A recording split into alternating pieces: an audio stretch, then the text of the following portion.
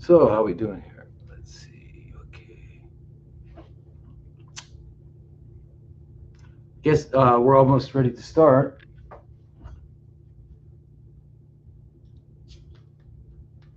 Okay.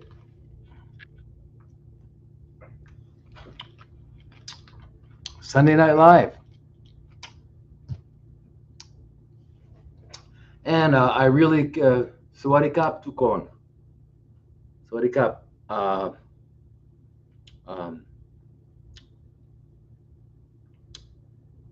Sabay di mai. Anyway, I won't do that. So, good morning, Asia.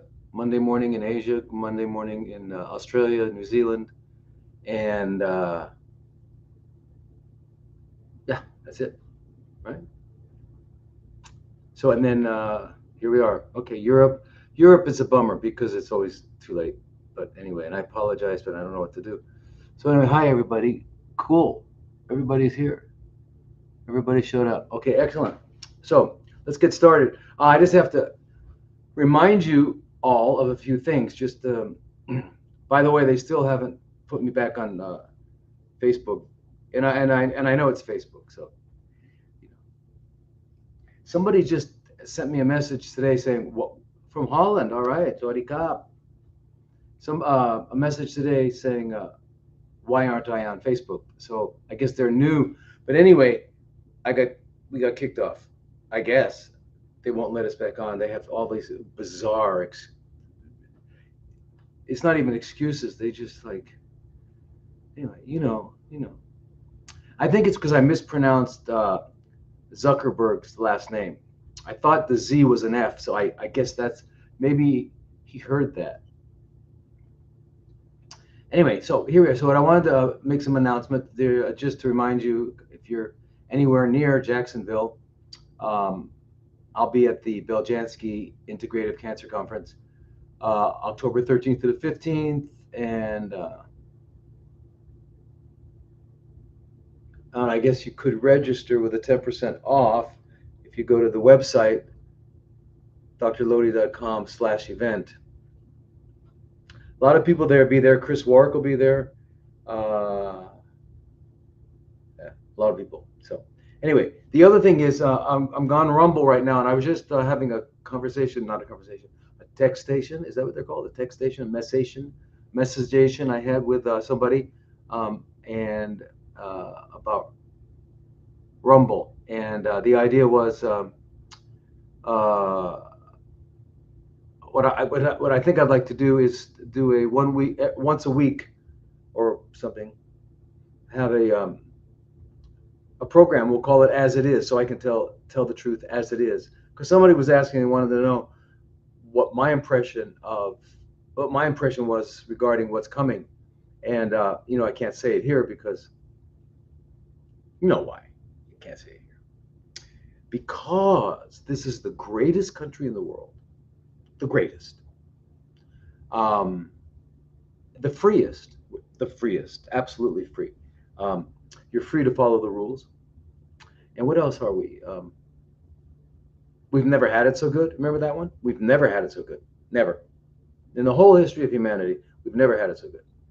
Um, I mean, imagine how good it is. I want you to just try to comprehend how good it is. Whereas in all the millennia past, they didn't have the incredible opportunity of having, what is it now, 80 injections by the time you're 3. Imagine. No civilization, no empire ever had it so good. We get to inject the children, yeah. So anyway, no, but anyway, that's why.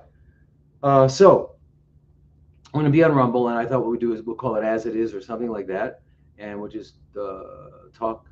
And maybe, I don't know. Those who complain about America haven't. Are you kidding? Haven't lived other places? Where do you think I live? I live in Thailand.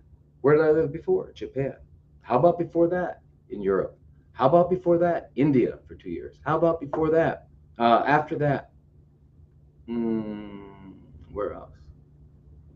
Well, Hawaii is America, but it's cool.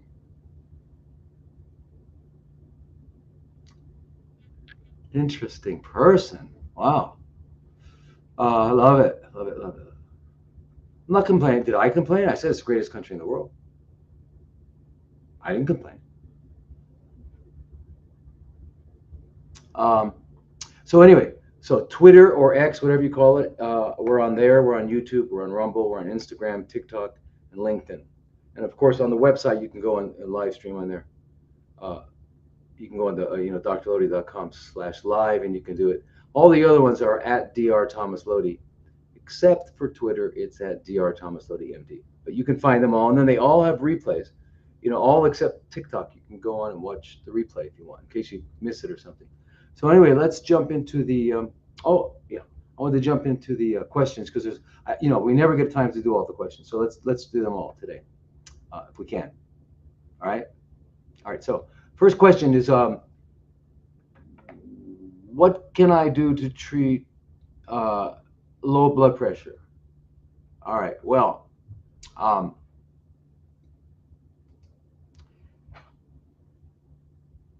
first of all, we have to know why you have low blood pressure.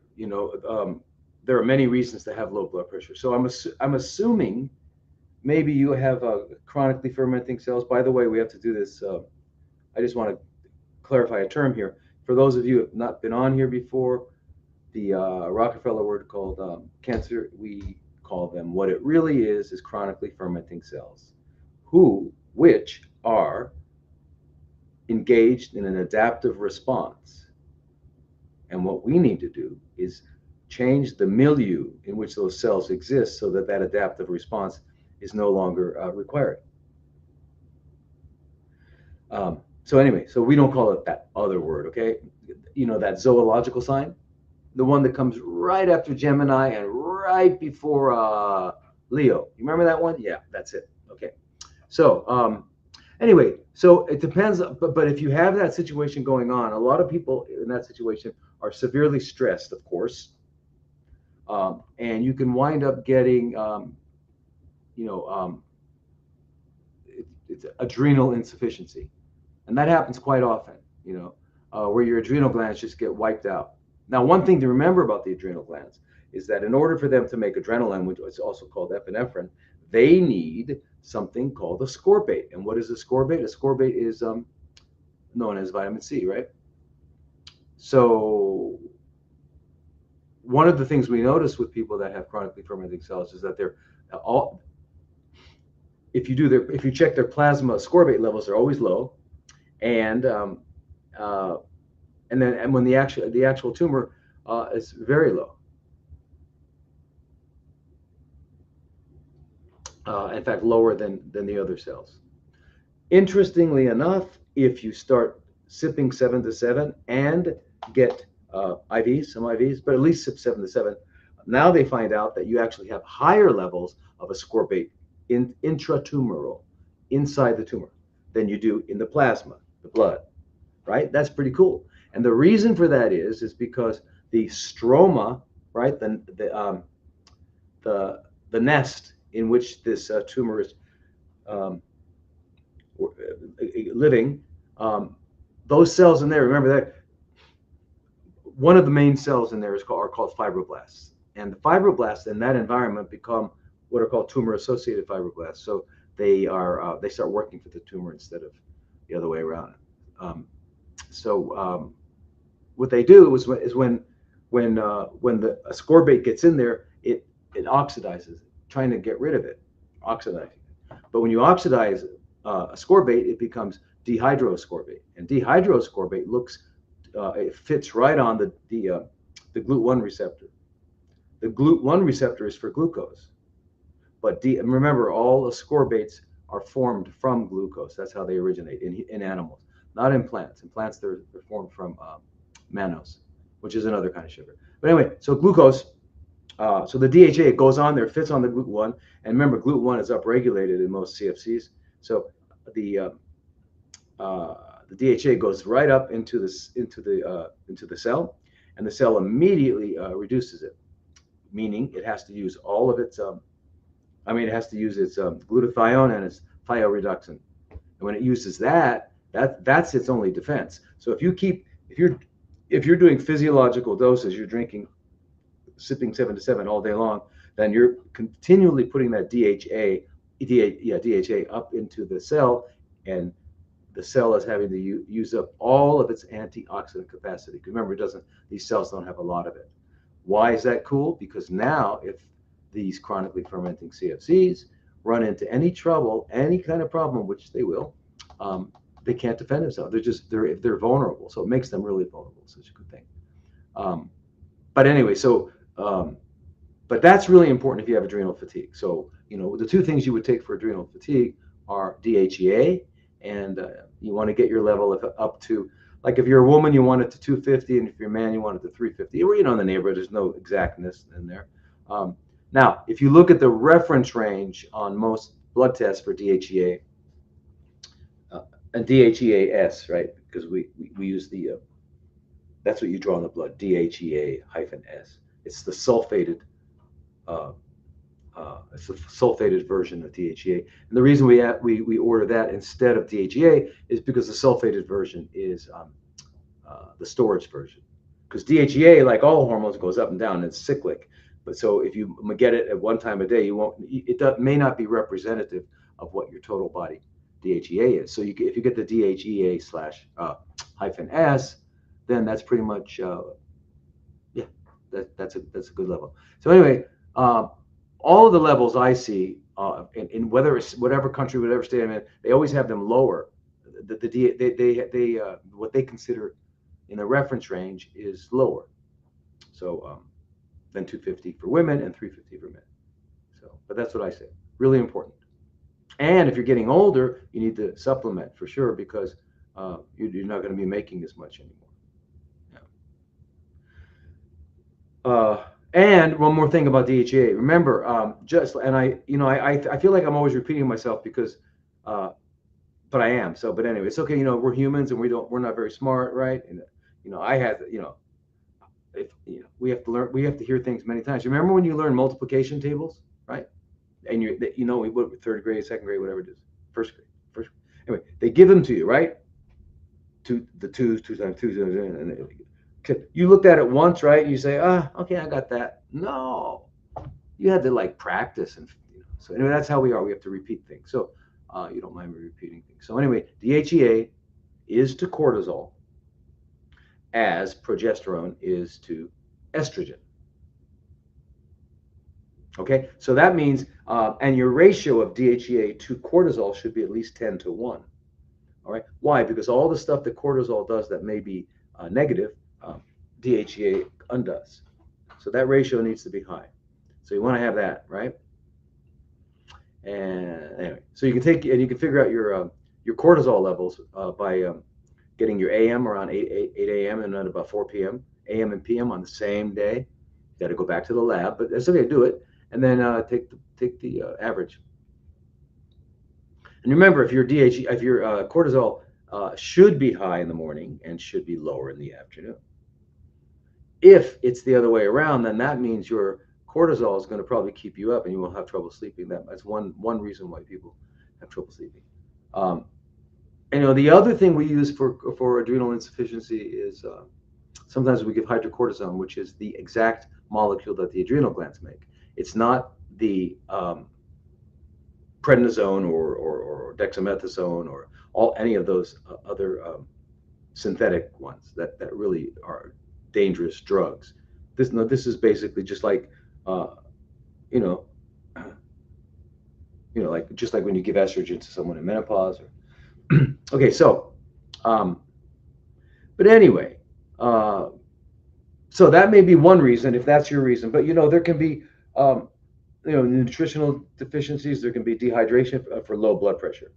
If someone's been in bed for a long time, prolonged bed rest. Lots of medications can do it. Heart problems can do it. Arrhythmia problems and the heart. So there are many reasons. So if you have low blood pressure, you've got to find out why. But again, I think the most common for someone who doesn't have heart problems or not taking drugs that lower your blood pressure, things like that, is adrenal insufficiency, mild adrenal insufficiency. So anyway, please, can you talk about triple negative breast cancer? Why do standard MDs say it's so deadly? Well, yeah, that's pretty typical of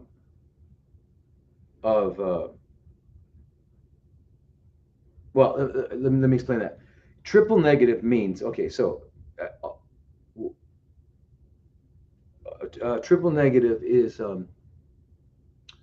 means that the estrogen receptor negative, progesterone receptor negative, and HER2 negative. Okay, you all know, you've probably heard that. Anyway, and the HER2 is just an epidermal growth factor. Okay, now they also say, by the way, that triple positive is very dangerous, and they say that the best is ER positive, PR positive, and HER2 negative. But, and another bad one is ER negative, PR negative, and HER2 positive. So in other words, it's crazy. You can't listen to them; you'll go crazy. Now, the real reason when they researched all this stuff is because if you have ER positive, they have a drug, and if you have HER2 positive, they have a drug. For the PR positive, they don't have a drug, so they don't say anything about it. Once they tell you you're positive, then they don't talk about it. And you ask them, wait, you gave me something for the ER positive. You gave me something for the, what about the PR? Well, they don't have anything. Well, then, is it dangerous? Nah. Anyway, if you try to make sense out of these people, you can't, because they don't even know what they're talking about. Where's that person? Is that person going to say that I can't criticize the medical profession unless I am one, unless I've been there? I've been there.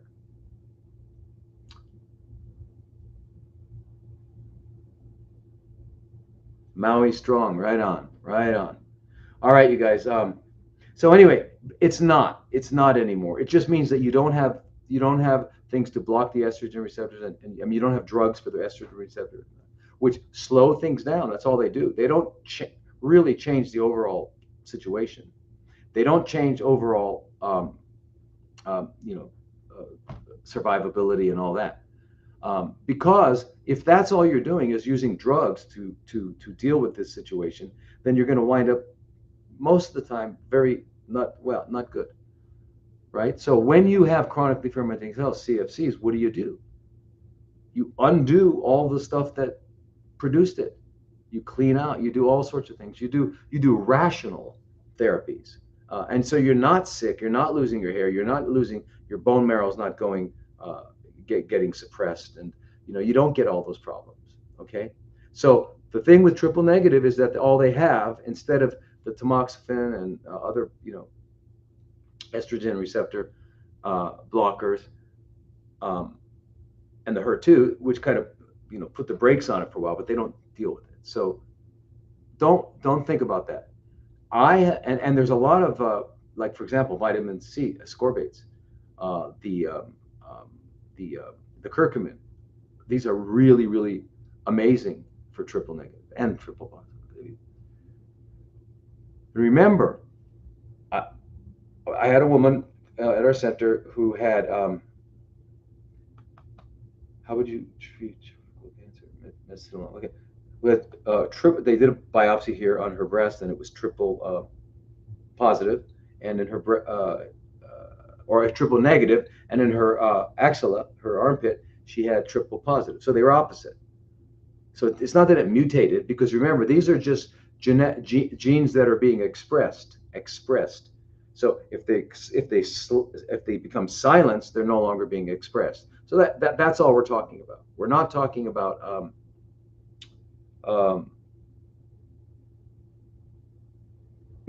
anything else. In other words, it's still the same. It's just expressing differently. And why is this one expressing triple negative or triple negative, and this one's triple positive? Why? Because they're in different environments. And remember, it's the environment around the cell to which the cell responds, and it will then determine what genes should be turned on and what genes should be silenced and turned on and silenced, so that it can adapt to this new microenvironment. So that's it. Keep that in mind. That's really the way it works. So don't get misled by that. Don't listen to their words. They're also going to tell you you're stage 1, whatever they say. Really, most of what they say is damaging. It's psychological terrorism, right? And really, all of their nomenclature is just so that they can stick you onto their sales algorithm. So, but anyway, can you parasite cleanse while doing chemo? Well, if you're doing the high dose or with the maximum tolerated chemo, then you have the reason you have to now be careful, because if you're doing IPT or something like that, then you'll be fine, and your doctor should help guide you through that. But if you're doing the high dose chemo, the maximum tolerated, the one that's standard, what's going to happen is because of the chemo, you're probably going to have elevated liver enzymes, usually. And remember, all of the anti-parasitic medications are cleared by the liver, and so they can temporarily, reversibly elevate liver enzymes. All right.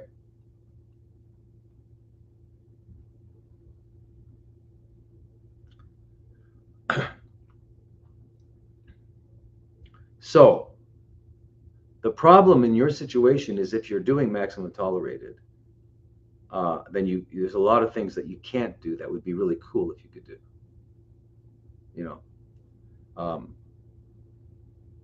So what I would advise, Laura, is that you try to find a integrative oncologist rather than a conventional oncologist, and do a whole program. Because I may have mentioned this before, I know I did, that when you deal with CFCs, they're very, very clever and they adapt really easily. I mean, they can take high doses of chemo, whereas our normal cells can't. So I mean, they're strong. You can't go head to head, because they're gonna win the battle. You've got to exhaust it. So that's why you do you clean your body completely, balance your hormones, meditate, clean your colon, lymphatic therapy, you exercise, or move around. You don't exercise, and I mean, in the traditional sense of the word,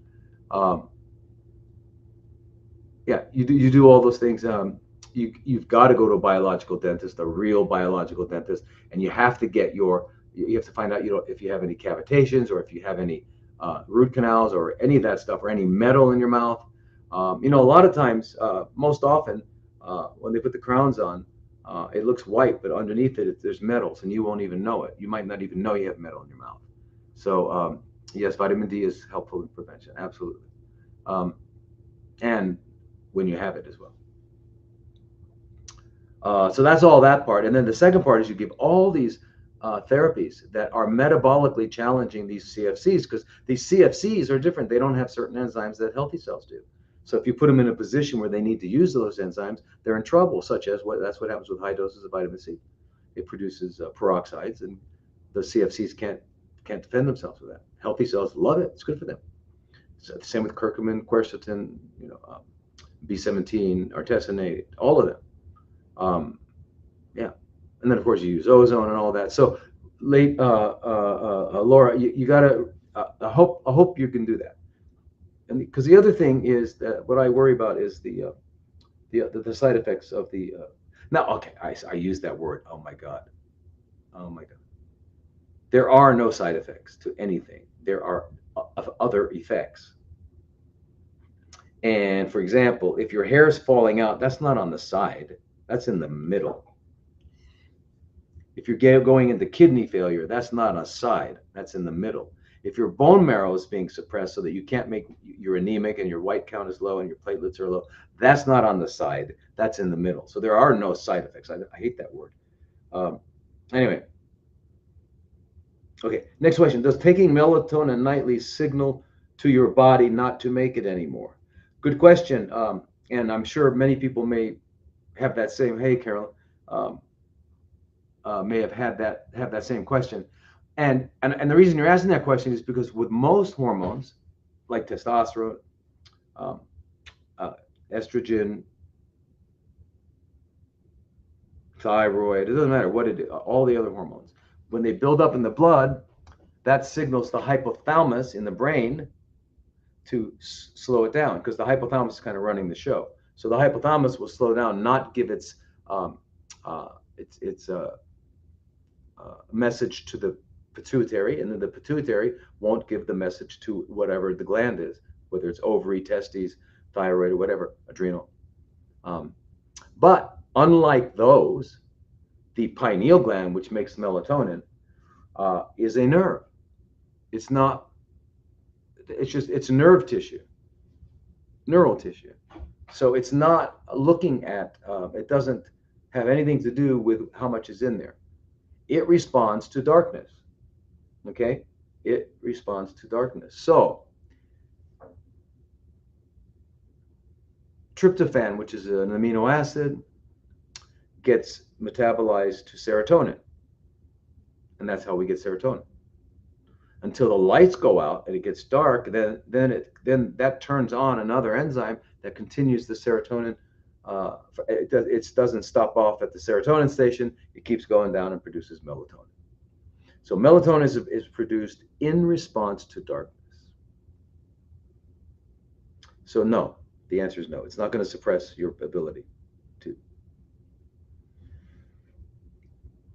Explanation of them, the him of his past, and the her, she is now, are honored by using them as a pronoun.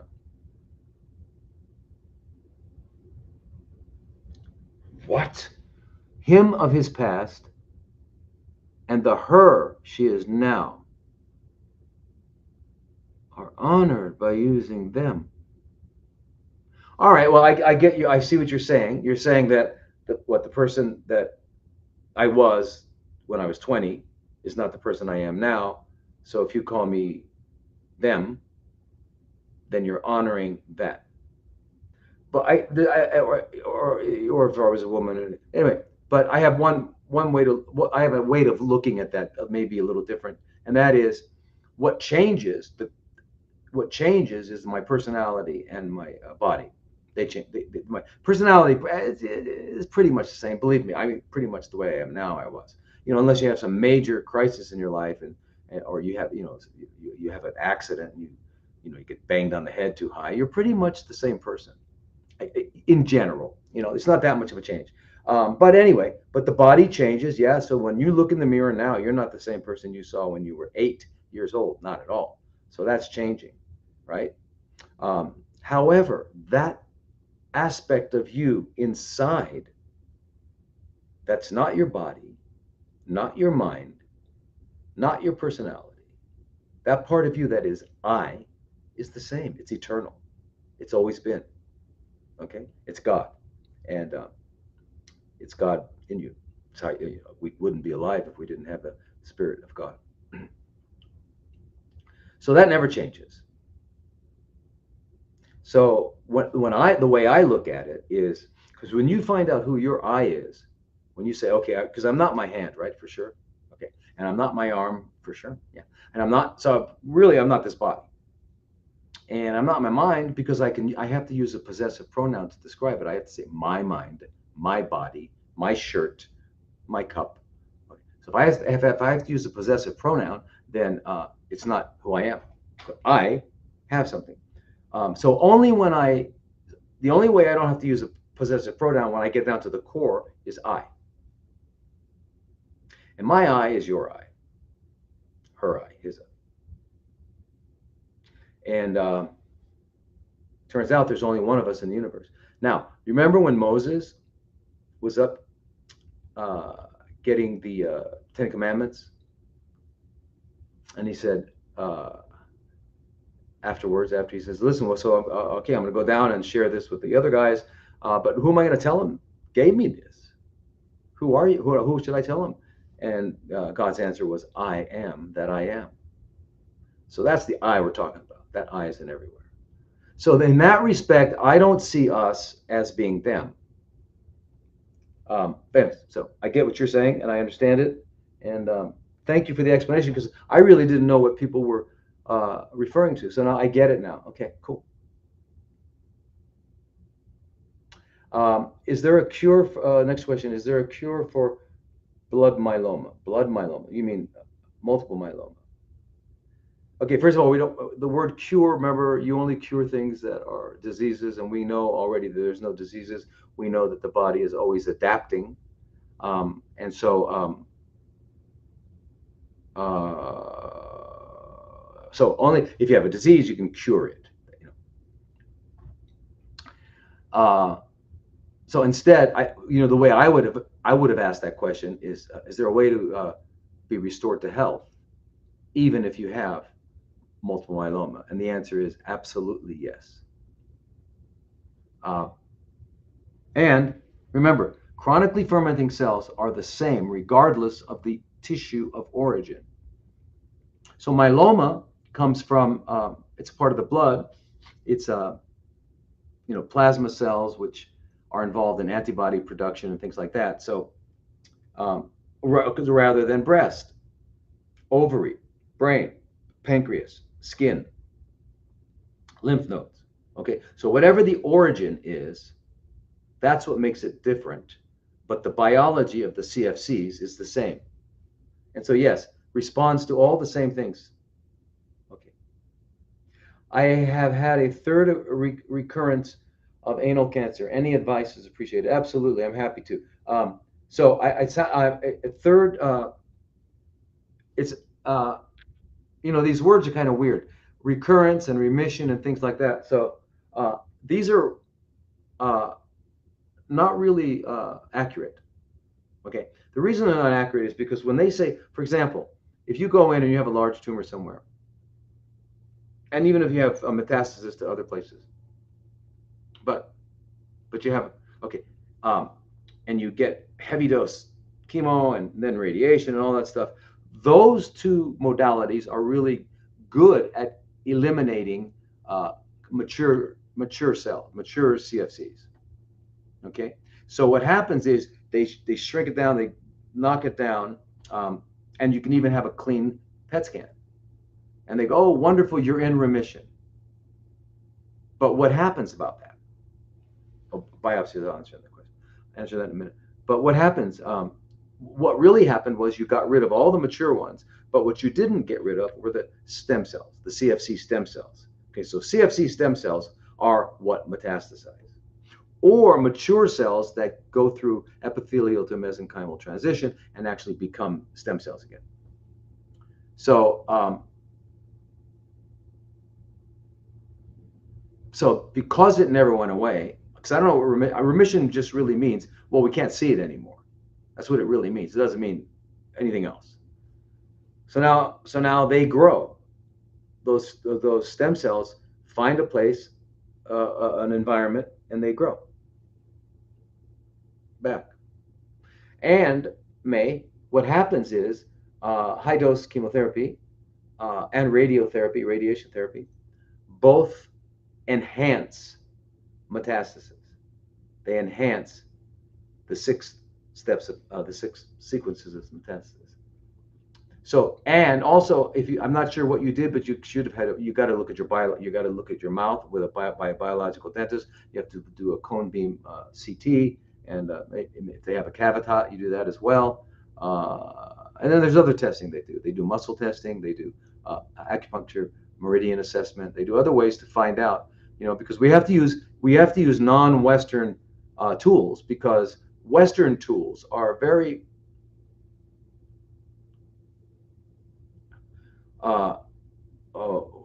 because Western tools are very gross. They can't catch subtlety. So you've got to use other ones as well. So my sense of things is that you didn't get all that done. You didn't get your parasites cleaned. You didn't go to a biological dentist. And if you did, then maybe we need to re-look at that, because, and remember, parasites don't go away. By the way, if you're a member of a couple, right? If you're in a relationship with somebody, intimate relationship with somebody like a husband, wife, or do they call them? Hey, partner. Yeah, partners. And what else do they call them? Anything else? What, am I missing anything? Boyfriend, girlfriend, them friend. Maybe it's a them friend, his friend, her friend, it friend, our friend, their friend. Um, anyway, if you're in a relationship, if you're taking antiparasitics and that person's not, then it's going to be just passed back and forth. Keep that in mind. All right, you're going to pass it back and forth, just like you do with STDs, right? Sexually transmitted conditions, because yeah, not all of them. There are some parasites that can't be passed person to person, and there are some that can. All right, so now,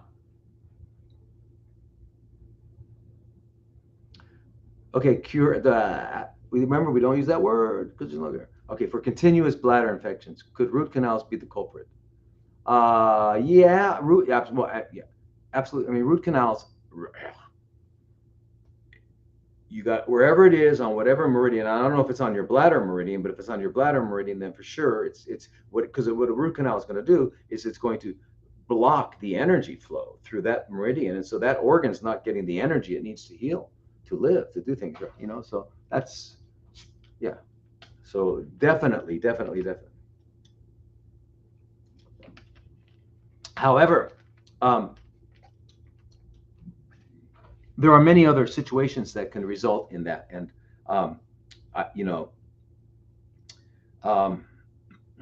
but yeah, definitely root canals. But you know, for a bladder infection, it just means that um, you know, you're somehow getting bacteria in there. A lot of times, now I don't know what they're doing. Are they do they take your urine? Do they actually send it to the lab, and then they grow it out, and they find out what organisms are living in there, and then they test them against different antibiotics? Is that how they're doing it?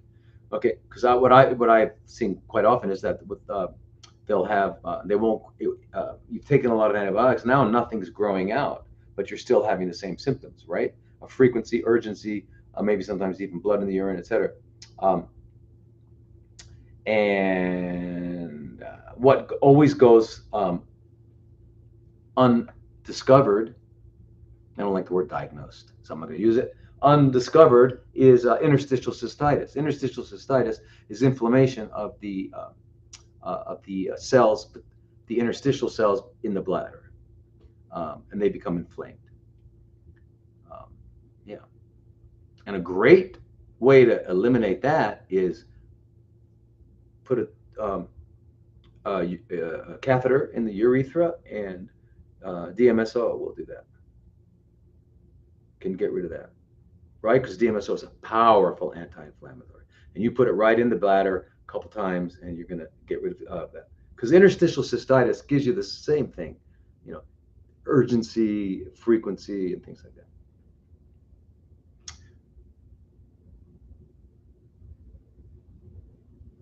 Have you heard of limbic system dysfunction? Can parasites contribute to it? Yeah, I mean, yes. You know, really interesting is that parasites can do anything. They do anything. They go to any part of your body, and there are certain ones that like certain places. You know, and so there are ones that go to the brain, which is where the limbic system is. You know, everyone knows, right? I'm sure everyone knows that. And yeah, so like toxoplasmosis goes to the brain. And yeah, there's several others. Toxoplasmosis is, you know, one of the most common ways to run into a toxoplasmosis attacks is with litter boxes, cat litter. But if your cat's an indoor cat and never goes outside, then you're okay. You should be cool. Treat them once in case they do have it, and then they won't get it again. Okay, next question is, when a body produces too many white cells due to treatment, can that person be saved? Whoa, usually treatment doesn't make you produce more unless you're getting an infection and you're septic, and then you're getting a high white blood count. Then you treat the sepsis. But other than that, most of the treatments for most CFC situations is chemo, and chemo usually does the opposite. It knocks down the white blood cell count. So I'm not really sure what you mean, but can the person be saved? Well, if you have high white blood cells, yeah, I mean, so if it's a leukemia or something like that, yeah, yeah. So, because that's what would give you high white blood. The only things that are going to give you high white blood cells are uh, leukemias or infections, so that you have a high white count for that. Yeah, that's about it. But yes, yeah.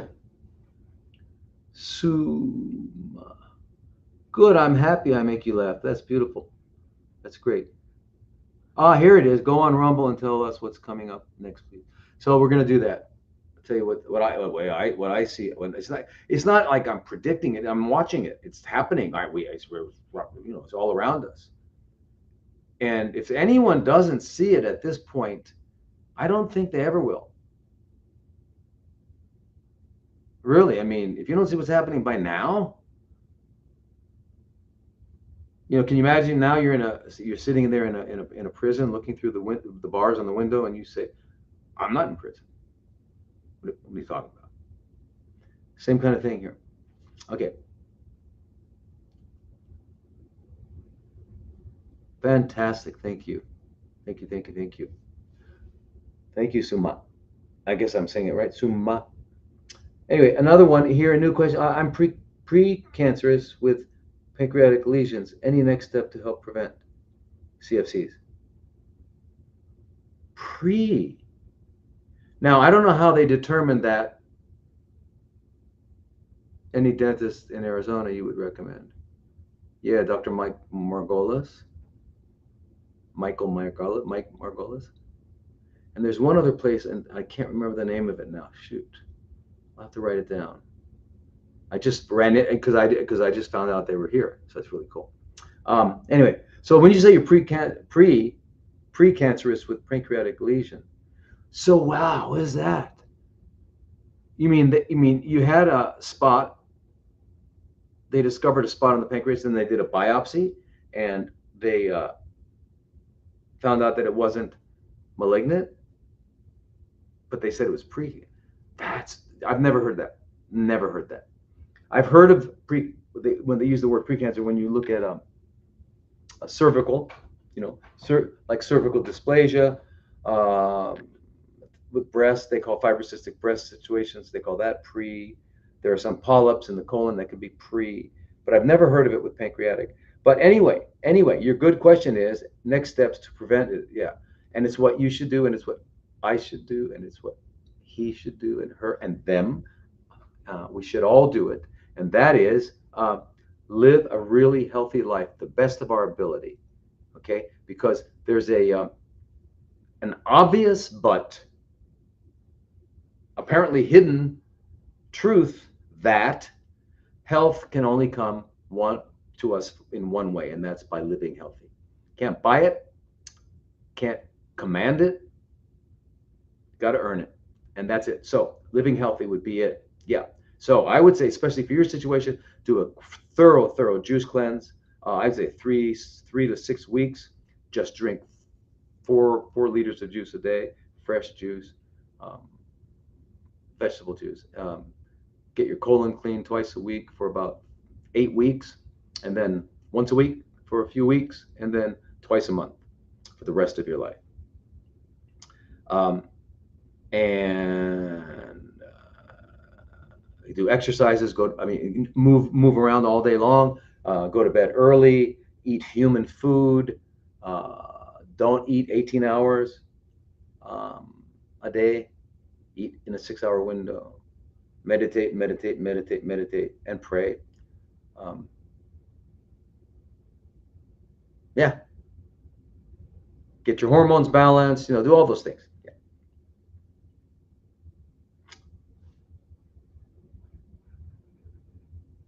When begin a plant-based diet, should we be taking vitamin B12 supplement or liquid?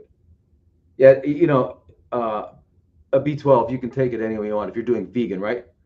If you're doing right. So anyway, so B12 again, there's a lot of misunderstanding about that. Um,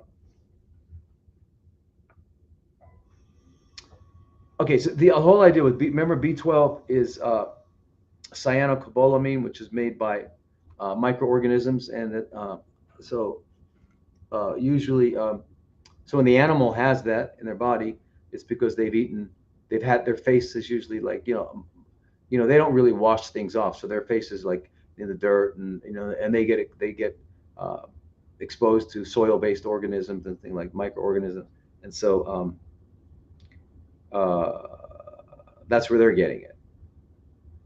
Okay, so because the animal doesn't make it.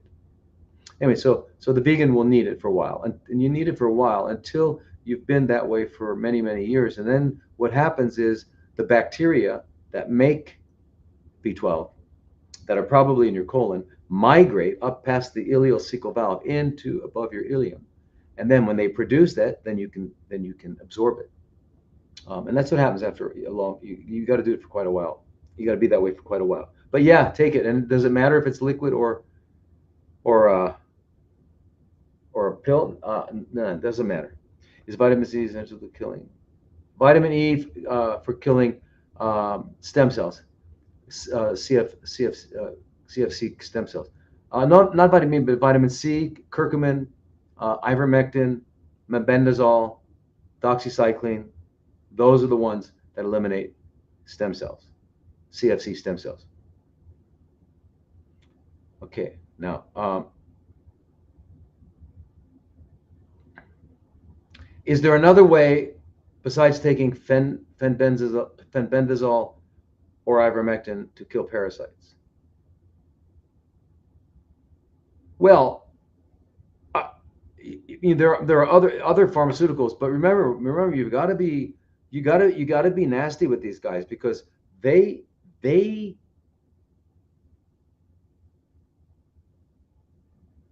you know your body is home and food, so and they're pretty good at it.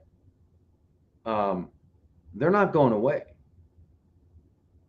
They're not going to go away. So you got to use several anti um, antiparasitics. So if you don't, I don't know why you wouldn't want to take ivermectin. It's like safe. You know how safe it is. You know how safe it is.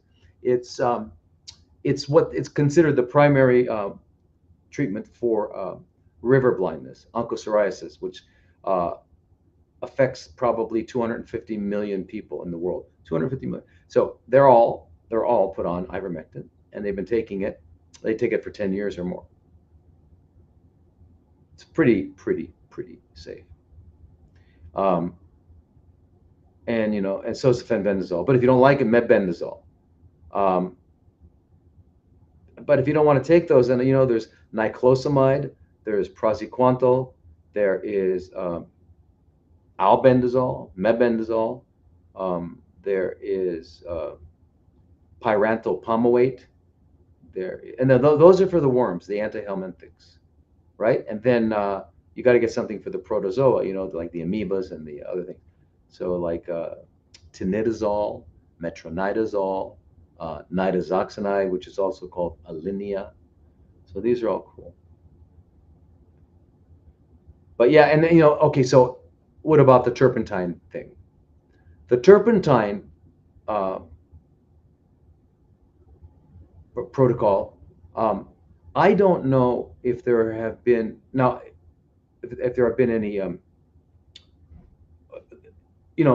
I'm sure it works like if someone goes to, they have some obvious, they have pinworms, they can see it, or they have, saw tapeworm come out, or they, because you don't usually see these guys. You're not going to see them in your stool, which is why they're so hard to find. Most people, you don't know you have them. And so, yeah, that's the thing, because most of them stay in their larval stage. Larvae are like, they're smaller than a micrometer. So, you're not going to see them. Um, but anyway, you got to take multiple. You got to make sure you're doing it like really strong, like 3 times a day, 3 weeks on, 1 week off, 3 weeks on, 1 week off. Why? Because they lay 20 to 20,000 eggs per day, each one. So if you killed all the adults, then they're going to have eggs are going to hatch, and you got to get them. You got to get them, and then the larvae migrate. And if you don't give them enough, yeah, we should assume that we have them because you do. If you live on this planet, you have them. They're everywhere. We all have them. But I'm saying if you're close to someone,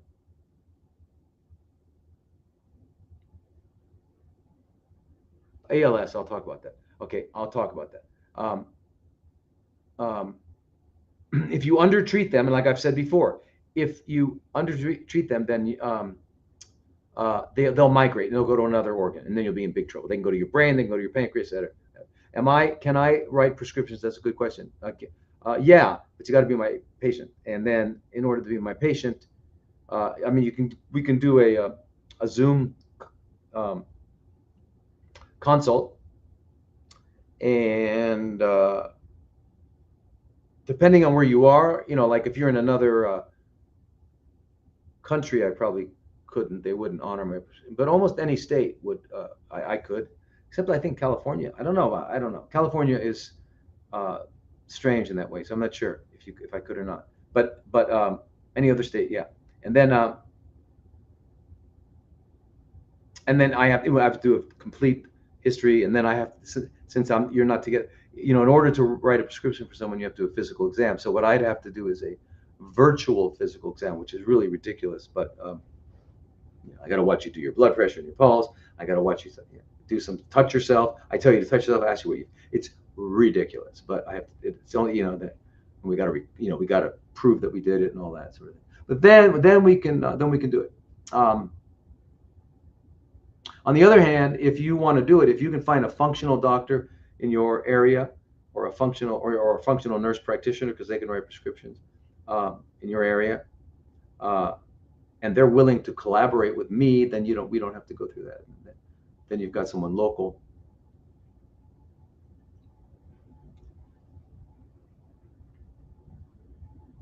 Is H2 molecule hydrogen supplements helpful to fight CFCs? Yeah, we all need molecular hydrogen to protect us from EMF. So that's what it does. It really protects us from EMF. Very important. 3 weeks on, 1 week off. 3 weeks on, 1 week off. So every cycle of 3 weeks on and 1 week off, you should repeat that 5-6 times. And then at home coffee enemas, drinking coffee. Okay. Yeah, coffee enemas are great. Drinking coffee is, just drink, like maybe a couple cups, no more than that. Organic, keep it black, or put in coconut oil, make it what they call, what do they call that? Yeah, can't remember, but.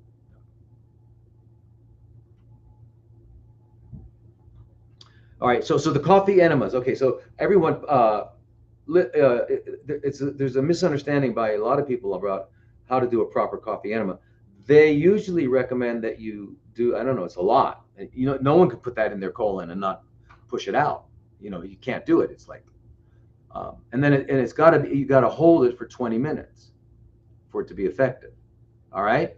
So keep in mind, now what is the purpose of, there's two kinds of enemas, right? There's an enema that cleans you out, and then there's a retention enema. You retain it so that you can absorb it, and it will give you some benefit. So for example, if you were to do a wheatgrass enema, which is, yeah, I don't like the taste of wheatgrass. So the only way I would do it is that way. But I used to drink wheatgrass all the time, but I don't know, it somehow got to me. I don't like it anymore. But it's another way of getting nutrition. So when I have someone who's really nauseous and having a hard time eating, we can do some different kinds of retention enemas. But anyway, the coffee retention enema. So what you do first is you do a regular saltwater enema to clean out the your rectal vault and your part of your descending colon, so you can clean it out. Because if it's not cleaned out and you put the coffee in there, it's not going to be able to get to the wall of the inside wall of the colon to be absorbed. It'll get stuck in the feces. So you want to clean out the feces, and then you do it. You've got to use the S.A. Wilson coffee, which is 45-second roasted, right? So they call it green coffee. They call it blonde coffee, but it's not brown. And when you're cooking it, it doesn't smell like coffee. It smells like you're cooking oatmeal or something, or lentils or something. Not lentils, whatever. It sounds like it doesn't smell like coffee. I mean, it doesn't smell what we think of coffee, because we know coffee as the what do you call it? As the roasted dark one, right? Single roasted and double roasted. Well, it turns out that every time you roast coffee, the more temperature, the more you decrease the kawahal, the kafakal, and the caffeine. Okay, you have less of it. So really, when we think like espresso is really strong because it's double roasted, but it's less, it has less caffeine actually than the single roast.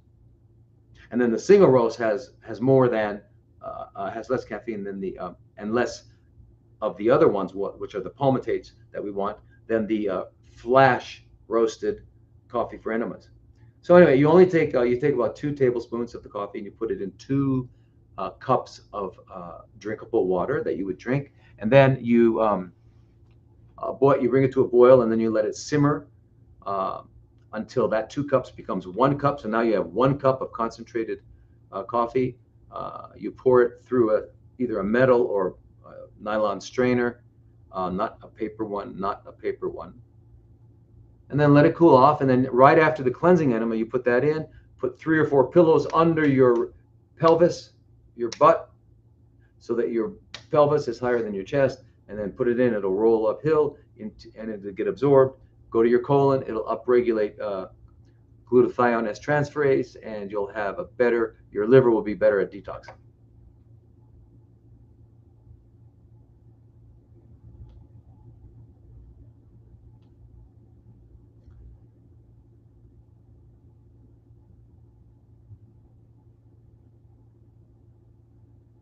We're not gonna get to all of them today.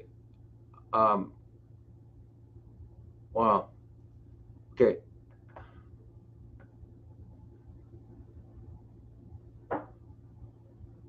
Well, okay. Here's what. If CFCs are more active during the day, so should one take melatonin in the morning. It's not straight coffee.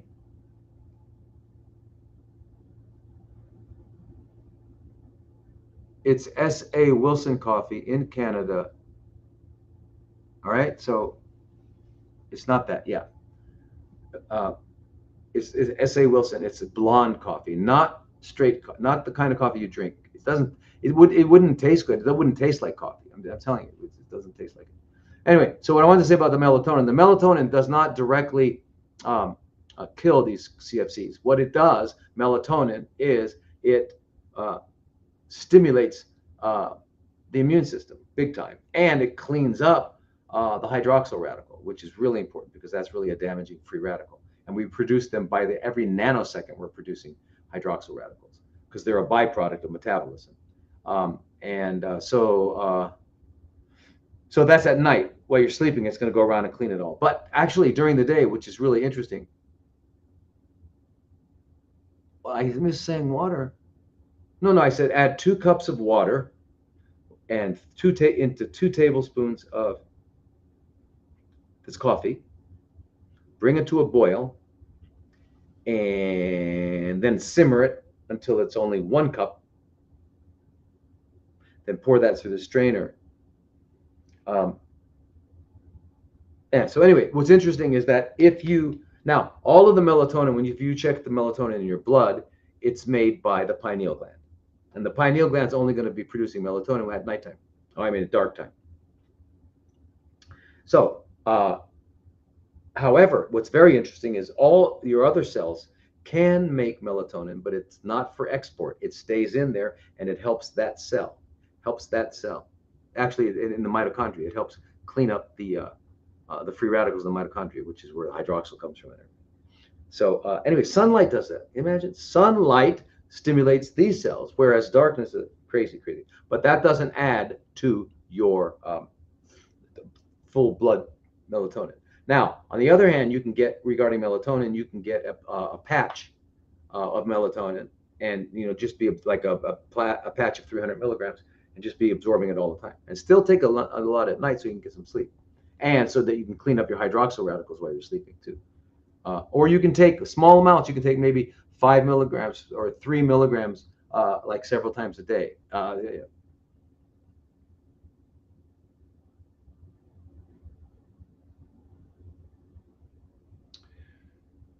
Okay, so does Lugol's dropper topically help shrink tumors on the breast? Yeah, no, it's very helpful, but you need to do other things as well. But it's very helpful. Um, yeah, and even a woman who has doesn't have any CFCs in her breast, but she has a fibrocystic condition. You can put a couple drops on each breast because it's really helpful for that. One of the things that Lugol's has, that it has both molecular iodine and it has the anion iodine, and the molecular iodine actually is part of the estrogen metabolism, and so the iodine, the I2, is necessary for estrone to become estriol, and estriol, remember, goes on to the beta, beta, estrogen receptor beta, which shrinks tumors, whereas the alpha, so the estrone would go to the alpha, which makes them grow. So by having enough iodine, molecular iodine, you're going to increase the metabolism to estriol.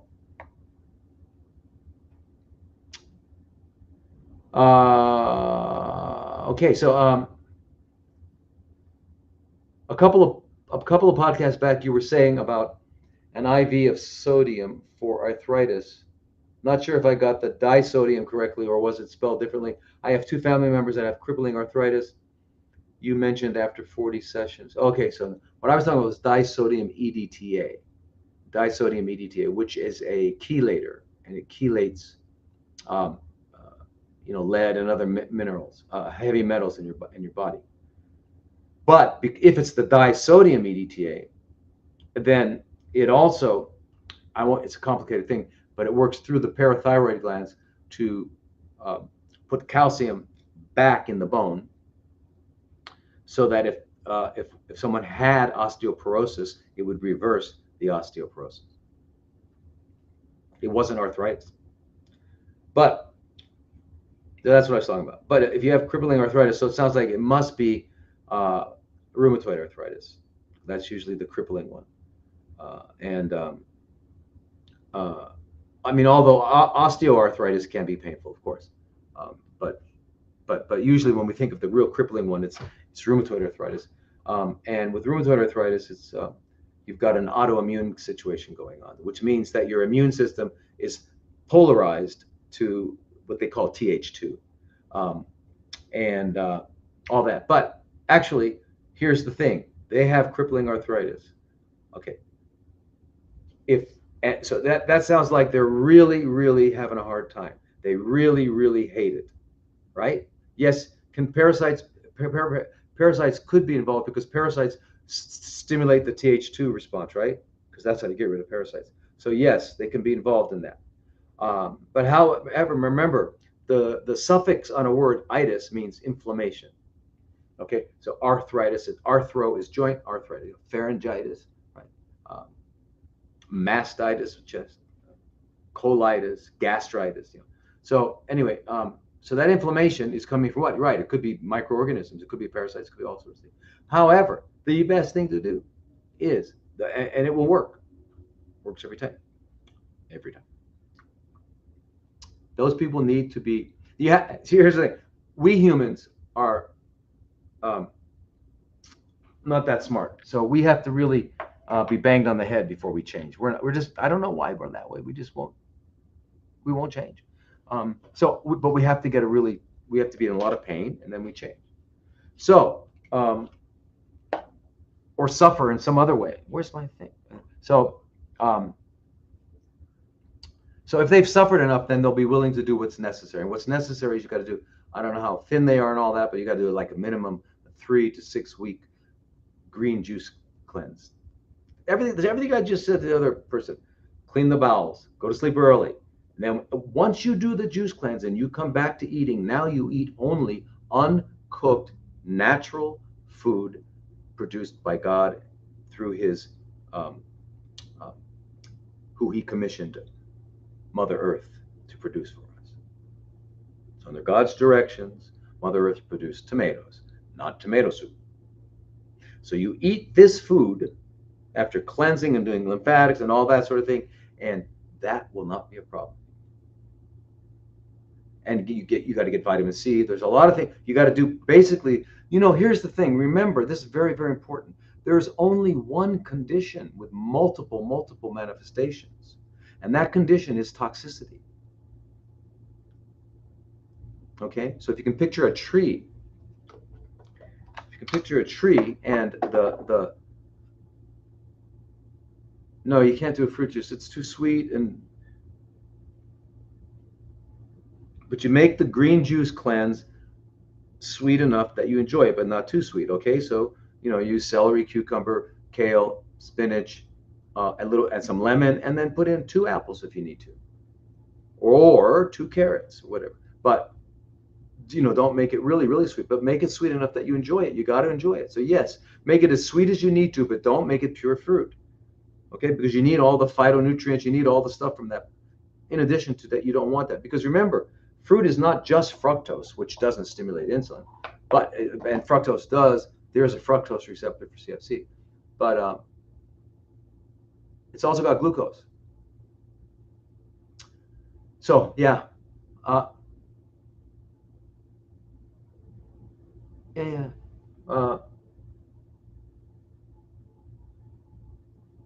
Right. So that's it. Yeah.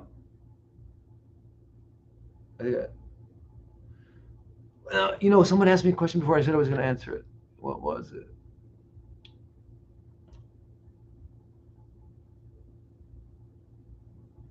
You put out, okay, if you've got fibrocystic breasts, okay, and they're really painful, then you want to do, in addition to putting two drops on each breast every day, you need to paint inside your vagina up near the cervix, up on the walls, just paint both sides daily.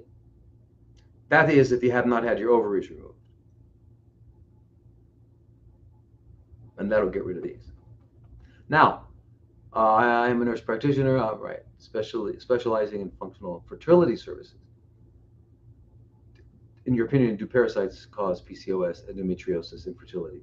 And how would you address this? Okay, good question, Marina. And this is for, all people were asking, can it be involved in arthritis? Can it be, ALS? I said, okay, thank you, ALS. Let me write that down so I don't remember. I don't forget. Okay. Parasites can do anything. They can be involved in this, but PCOS is usually related to, actually interesting, is insulin and glucose.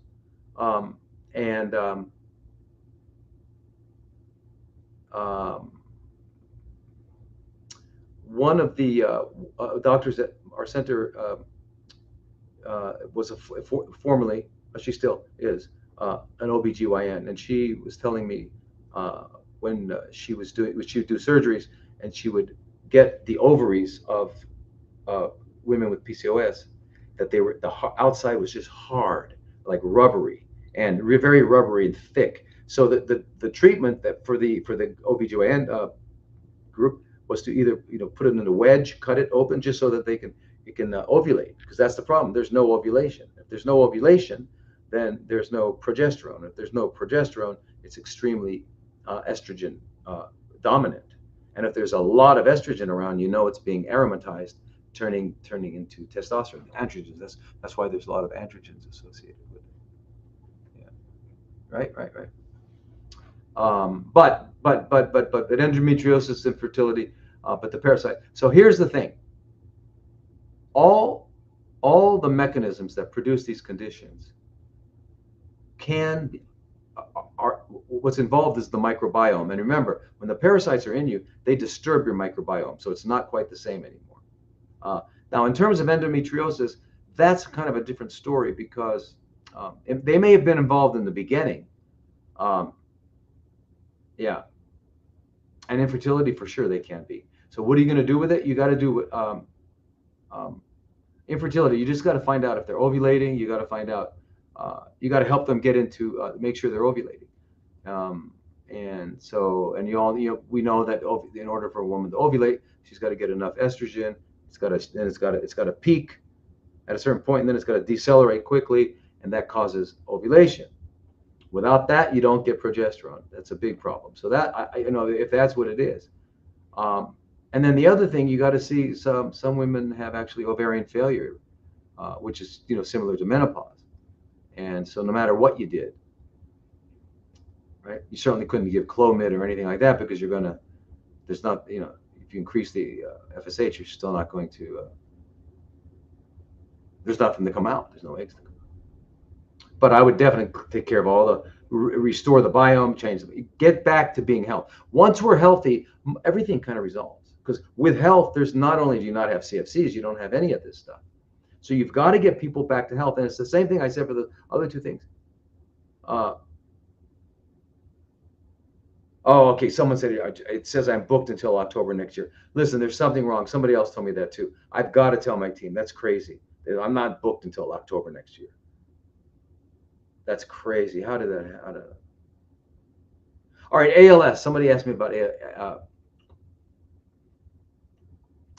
ALS, amyotrophic lateral sclerosis, also Lou Gehrig's, called Lou Gehrig's. It's a pretty terrible situation where basically the person loses muscle tone, right? And until eventually you can't, and so you get progressively paralyzed. Basically, you can't move, and then finally, when the muscles in the lung for breathing go away, your diaphragm. That's it. So, and now, again, same thing. However, what's really, really important is to make sure there are no dental issues for all of these, and also same with that PCOS. All of these, you've got to make sure there are no dental issues. They've got you've got to get you've got to do a cone beam CT, and as I said, maybe even a cavitat.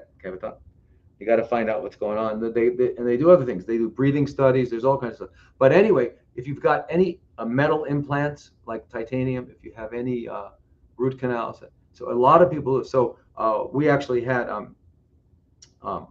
Dr. Simon Yu had a patient with ALS had come to them. He was already in the wheelchair, right? And anyway, he found out that it had to do with dental. They took care of it, and he's now he's dancing. So what is called ALS, just like what is called CFC, all these things that we have names for, you can arrive there by different paths, but you can arrive at that particular place. So that's very, very important that we understand that. Yeah. So what I would say is go get over to Dr. Simon Yu and have him check with the acupuncture meridian assessment and find out where the problem is.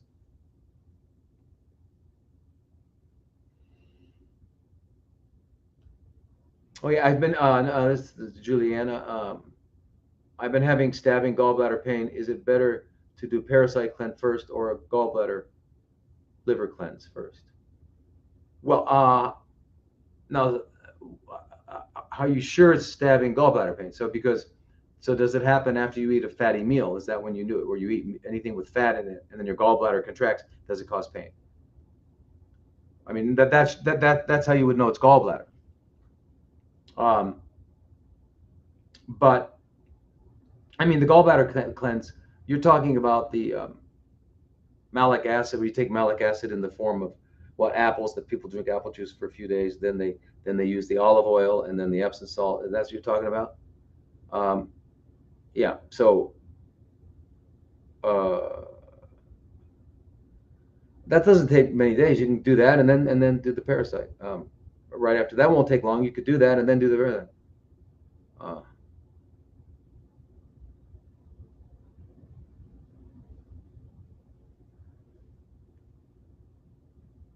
Yeah, so because there's only going to be 5 days, but even while you're doing it, yeah, just do the gallbladder one.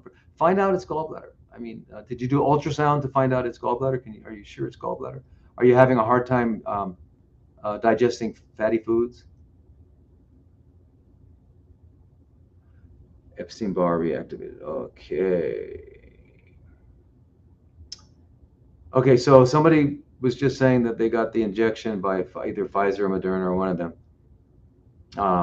And now they had reactivated Epstein-Barr, and you're sick. Yeah. I'm not sure how to talk about this on these platforms. Get in so much trouble. They cut us off and stuff like that.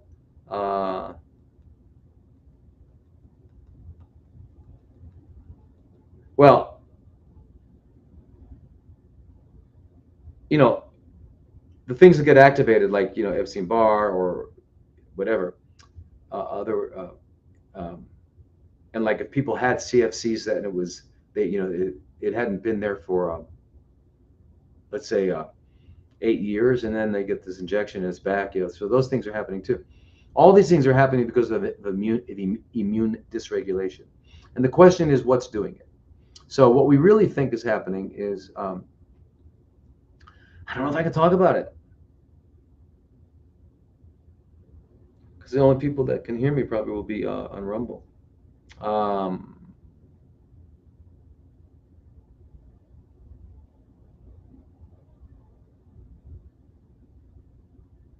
Great. Going to see Dr. Sean. Great. Don't talk about it. Yeah, you're right. Yeah. I can't mention what's happening. But anyway, there are ways to do it, and ways to get help from that. And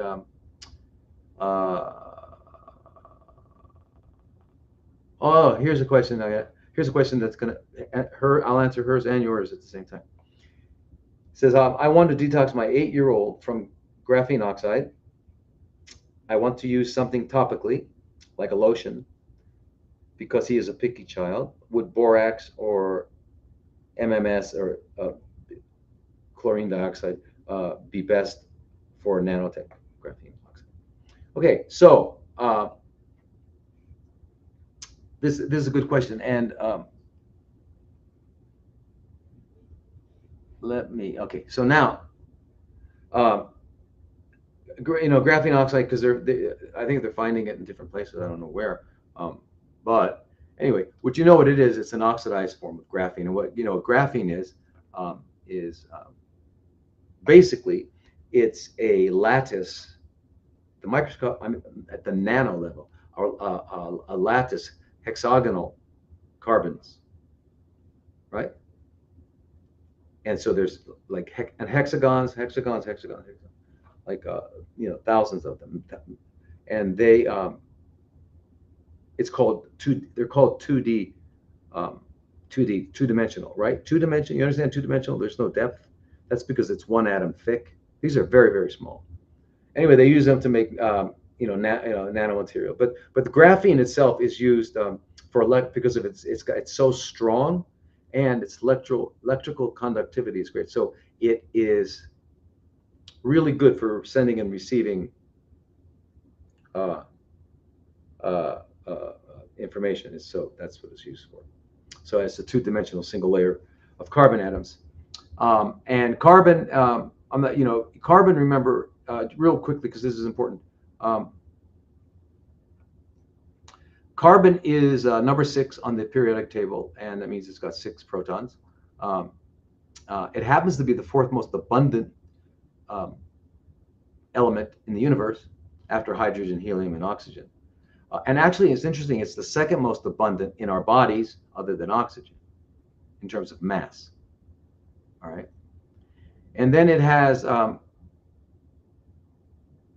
by the way, it's due to the fact that it has 4 bonding sites. And carbon is the component in a large majority of all chemicals, but it is essential for all biological organisms everywhere. They're carbon based. In other words, because carbon is the center part, and that actually defines what we call organic chemistry. Organic chemistry is the chemistry of carbon compounds. And in the literature, when they've looked at what carbon is, I mean, how many different combinations it makes with other molecules to come up with compounds. They've published 200 million examples of different carbon. So that's like we're done. But anyway, that's why it's other than oxygen, it's the most common. Anyway, so this was carbon is used to put into a certain form and all that, and you come up with this highly electrical thing that's nano-sized. And then if you add oxygens on it, you've got what's called graphene oxide, highly electrical and all that. So, and then with that, they can make these things that are called carbon nanofibers and carbon nanotubes and all that sort of thing, self-assembling, blah, blah, blah, blah. So what do we use to take care of it? Well, as it turns out, and they did this in the ICU, they found out how to do it. NAC, N-acetylcysteine, which upregulates glutathione. It stimulates glutathione production, along with the zinc, are major for it. And you can do NAC and zinc orally, and if you can get it IV, it's great. You can get it both IV a few times a week, and then take it orally daily if you're going to take it. With the NAC, I would take 400 milligrams 3 times a day. Of the zinc, I would take 30 milligrams 3 times a day, or 60 milligrams twice a day. Yep. And then astaxanthin, I'm not sure if you know what that is. It's one of the most powerful antioxidants in the world. Melatonin, milk thistle, which is silymarin, right? Quercetin, vitamin C, and vitamin D3. Those are the kind of the big ones for this graphene oxide. And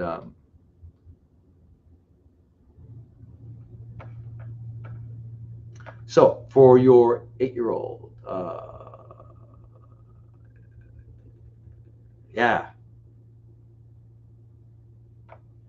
I would go with the MMS, the chlorine dioxide if you can. Will he drink that? You can put that in water and he'll drink it. But you've got to, I don't know how you could get zinc and NAC there. You could put, you can open them up, powders, and put them in food, or put them in a drink, right? He won't know. She won't know. Is it a she? Yeah, he is a picky child. Okay, now I had a where is it?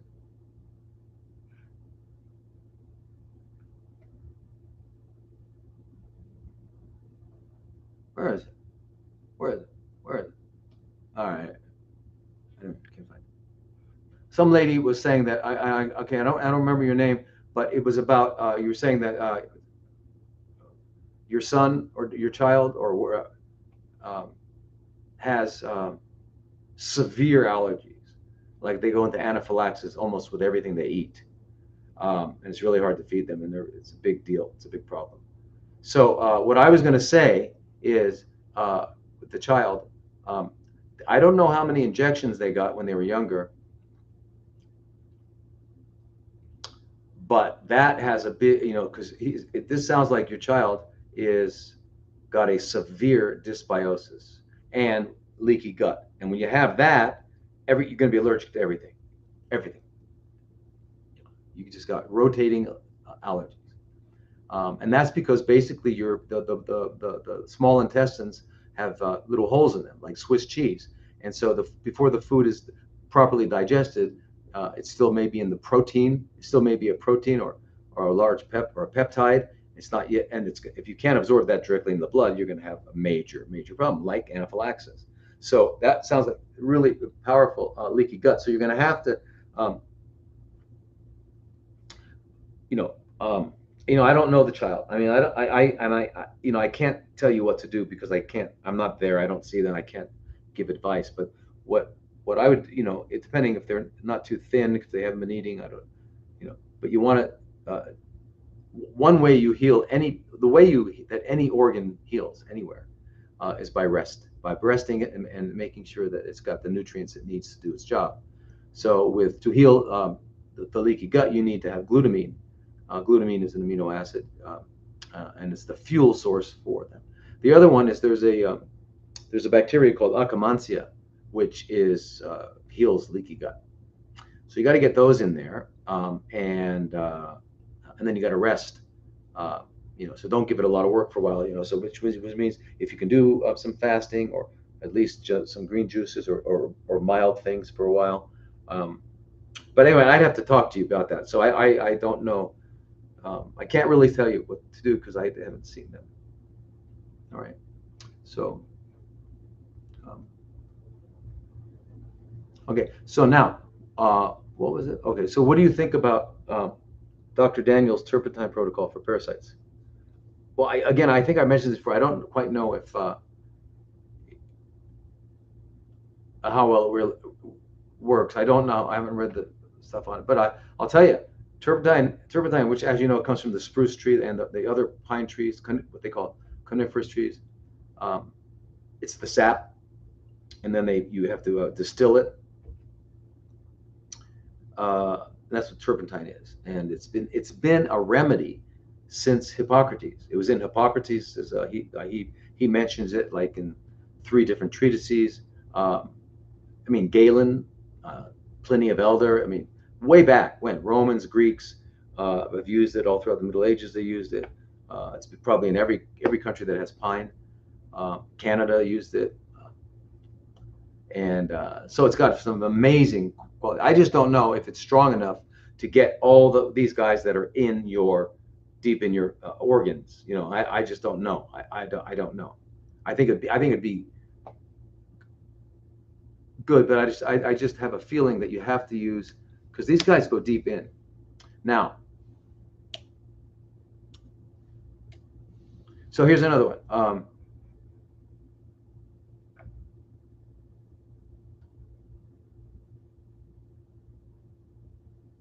So Tanya, the answer is yes, of course, I would prescribe it for you if you book a consult. Yeah.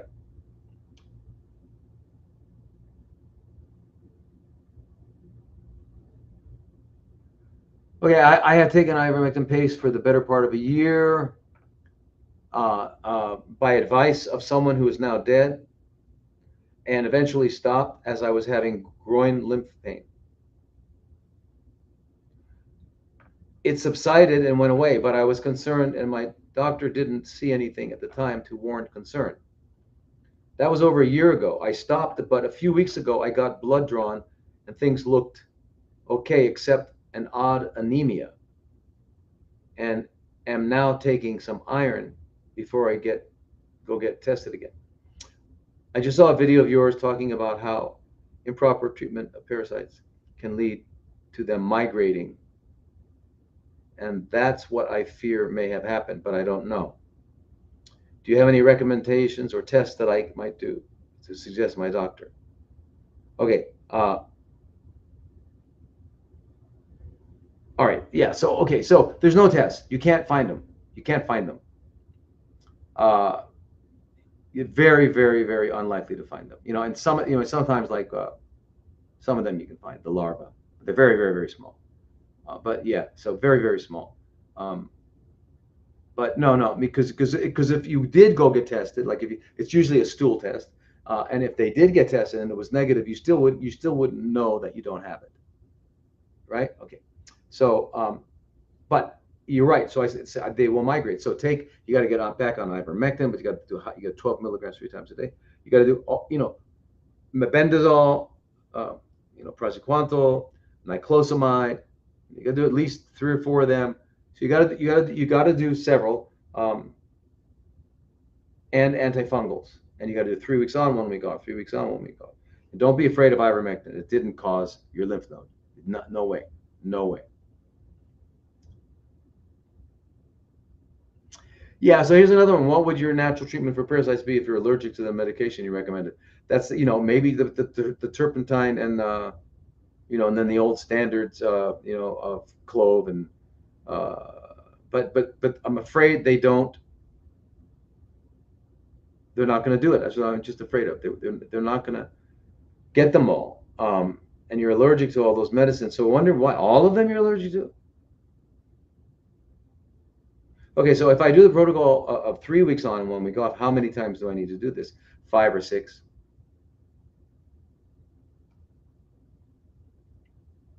Okay, now here is a person. In 2020, I started working with a practitioner that put me on a regimen of antibiotic supplements and then added tinidazole and nystatin. I took all of these for quite some time and got to 85%. We then did a heavy metal and mold test. Both were high. I started binders. Then I pursued hyperbaric therapy and got to 99%. 4 months later, it came back. I believe at that point that Lyme was hiding, either inside or parasite or a failed dental extraction or both. Yeah. Parasites that were inside the failed dental extraction. That's a good reason. 2 weeks ago, I did a surgical intervention in the jaw at a holistic dentist that cleaned out the pocket with ozone, packed it with hopefully it was PRF, not PRP, and closed the gum. Materials were removed and sent to the lab, and you're waiting on it. In addition, I started working with a whole health chiropractor, put you on vitamins, as well as inadequate protein intake. What are you eating? How can you not? It's almost impossible if you're eating, lots of salads and broccoli, and you got a good mixture of vegetables, and you're doing chia seeds. It's impossible to beat protein. Impossible. 6 tablespoons of chia seed in nut milk. Let it soak for an hour, and then eat it. It's like a porridge. It's a complete protein. And then you should also be doing, because what you want to do is you want to build up your cell membranes, right? So that you can hold voltage. We all do. So we do a lot of chia seed, and we do the flaxseed as well.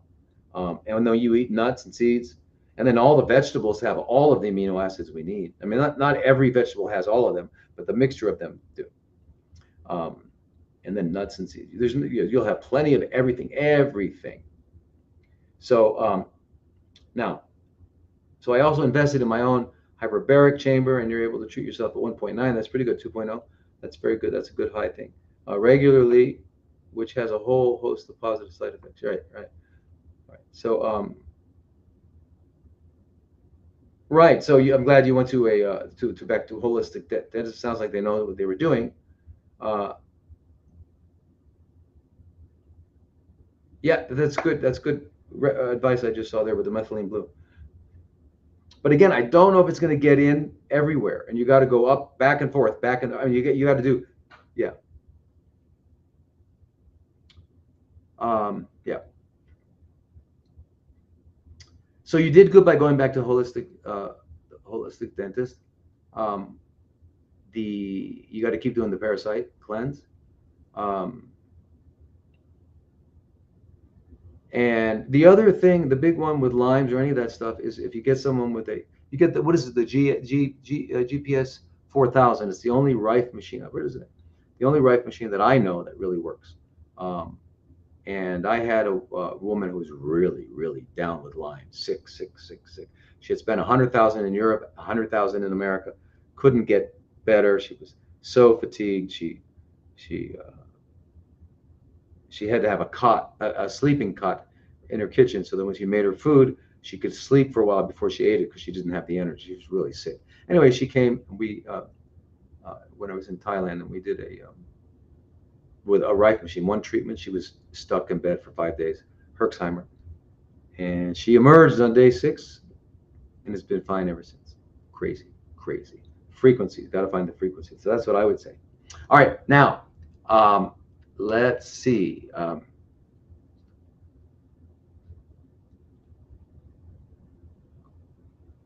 Okay, I have strongyloidiasis. I have had it for about a year. I plan to do the parasite cleanse. What should I take to slambast it? Because you got to get it out. I got to get it out from my lungs, intestines, and heart. Yeah. So that's the thing. So for people who don't know, that strongyloides, stercoralis is the one that really bothers humans. Anyway, it's a roundworm, a nematode, and it's one of those soil transmitted ones. And the way you get it, this is one of the weird ones. You get it by being barefoot in in Southeast Asia. I think even in America, in Appalachia and places like that. But usually it's got to be really warm places. Like the guys were the Vietnamese soldiers or whatever. Other soldiers in other tropical areas would come home with it. So what happens is barefoot, and then the larvae go through the foot, through the skin, and then they get to the blood. Once they get to the blood, they migrate to the lung. They like the lung, and some of them lay eggs and have larvae in the lungs, and then other ones you get a scratchy throat, you cough it up and swallow it, and then it goes down into the small intestines, and you absorb it, and it goes into the wall, it burrows into the wall, and it grows, it lays its eggs. And now, when it lays its eggs and then the larvae come out, right? They go into the feces. Most of it goes in the feces, and when it comes out when you have a bowel movement. But some goes right back in next, down the road into another part of the intestines. The other thing that this weird little worm does is that when you're having a bowel movement, sometimes it comes out and it climbs back in through another part of your anus. No fun. So what I'm talking about with you guys understand. You don't take it wildly. You can't take herbs. You gotta you need a bomb. You gotta bomb these guys because they want to live, and your home, and your food. Yeah. So for you, again, I would do them all: ivermectin, mebendazole, the what do you call it? All of them. Because the standard is albendazole and ivermectin. Albendazole is a cousin of mebendazole and fenbendazole. But I mean, a lot of people, 30, 100, about 100 million people worldwide have this. So anyway, so those, and I would also do praziquantel. So ivermectin, mebendazole, niclosamide, praziquantel. And you could even, yeah.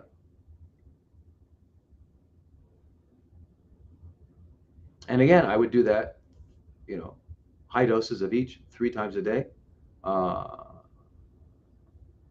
And yeah, for you, I would do cycles for about a year. 3 weeks on and 1 week off. 3 weeks on and 1 week off. 3 weeks on and 1 week off. Because those guys are in to stay, but they're just nematodes. They're just roundworms. You couldn't do it. Okay. Hi, Dr. Lodi. It's quite apparent I have an enduring parasite issue with only one kidney functioning predictably just below normal range for my years. Is your parasite regimen still possible? Yeah, I mean, you can't get a nephrologist to quarterback you because they don't. Any regular medical doctor doesn't know this stuff, and they'll say no. You can't try. I mean, but don't worry about the kidneys. It's the liver that detox. It's the liver. Yeah, let me find the name of that Rife machine. I saw your question. It's something 4000. I can't remember what it is. It's got the 2 or 3 letters in front of it.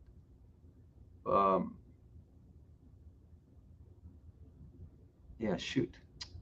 Yeah, I think that's it. Is it GPS 4000? I don't know, but I mean something like that. Yeah, but it's the one that, yeah, and they give you all the frequencies and stuff.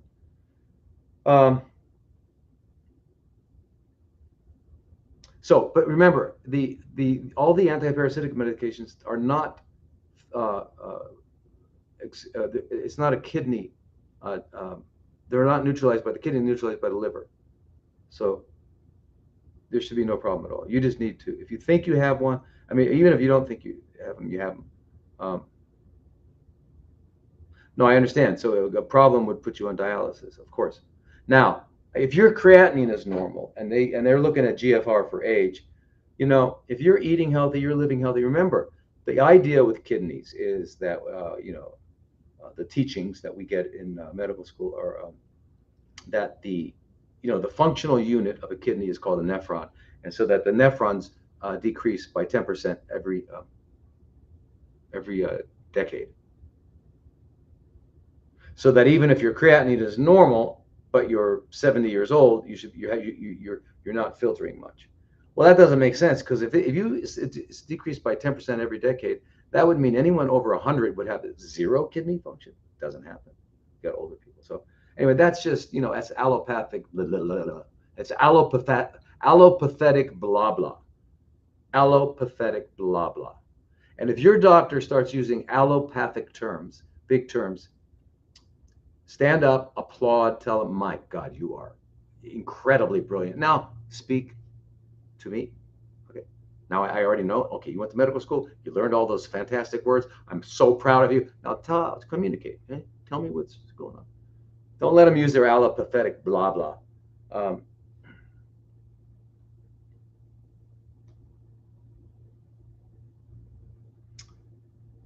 I was recently diagnosed with breast CFCs, and I was wondering if it's okay to take cordyceps. Absolutely. And turkey tail, and maitake, and shiitake, and agaricus blazei. Yeah, all the mushrooms, because you need to increase natural killer cell function.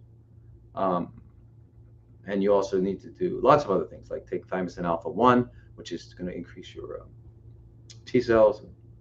They a lot of stuff. You got to, the cleansing, everything we've been talking about today, the vitamin C, ozone, all that stuff. You got to do a lot. Yeah.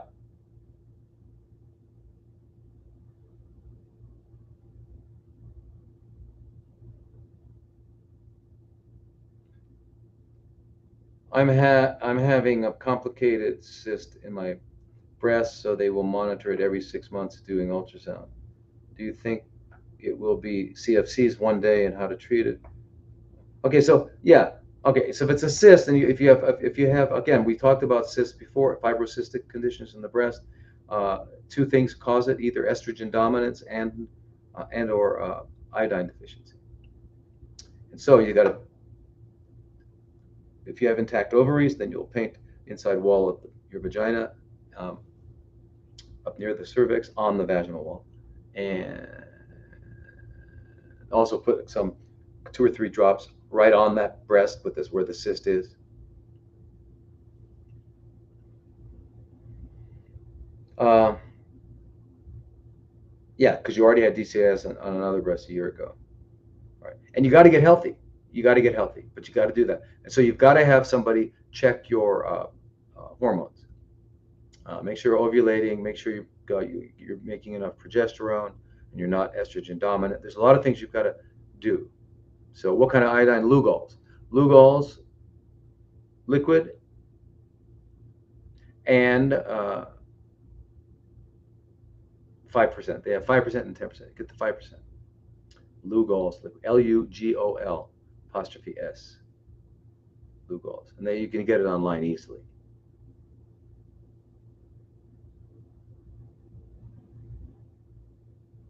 All right. Yeah. Hey. Okay. Okay. So now that's Lugols.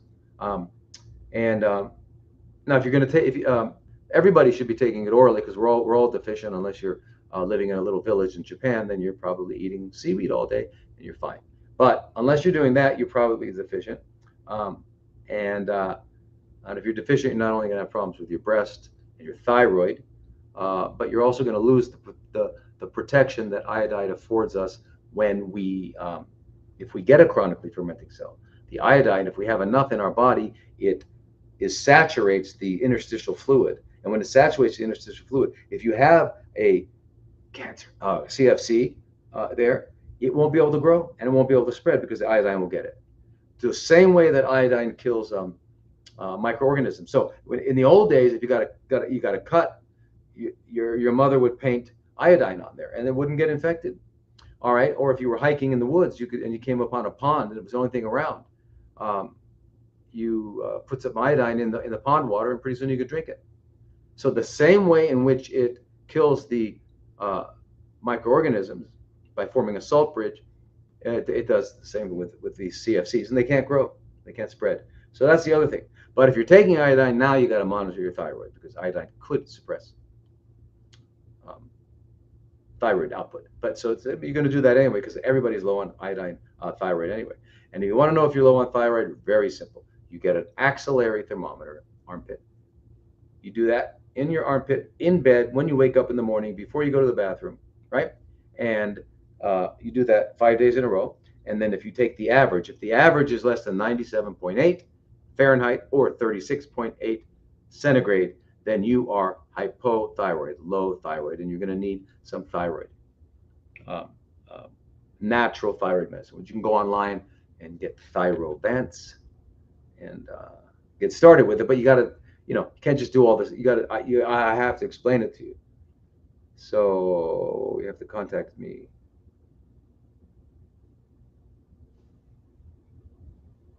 Okay, so is it okay to take L. salivarius probiotic while active CFCs but not taking chemo? Oh yeah, I mean, Lactobacillus salivarius is, it's a normal resident of our human bodies, and it basically lives almost everywhere, but specifically small intestines, colon, vagina, and mouth. It's part of it. And if you have them, it's a lactobacillus, right? So if you have this in there and you have enough of them, they're really cool because they produce their own antibiotics, and they eliminate the the bacteria we don't need, we don't want, that are not on our side.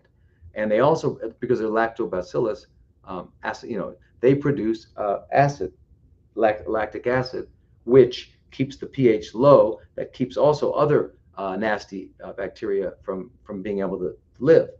So they're really, really protective in many other parts, and in many respects. So yes, you can definitely take it, and you should also take, the one I like is Ultimate Flora. You can get that, and I like it because it's got 40 species and it's 150 billion. You take that a couple times a day, and then you got to feed it. How do you feed the bacteria, the healthy microorganisms? How? By eating. Guess what? Guess what? Human food. Yeah. If you eat dog food, then you won't be you're going to have bacteria in there that are really good for dogs. So eat human food. What is human food? Aha. Do you have any thoughts on drinking milk kefir as a probiotic? Yeah, unfortunately, the milk kefir doesn't get rid of the casein. So the casein is carcinogenic. That's the protein in the milk. So that's it. So anyway,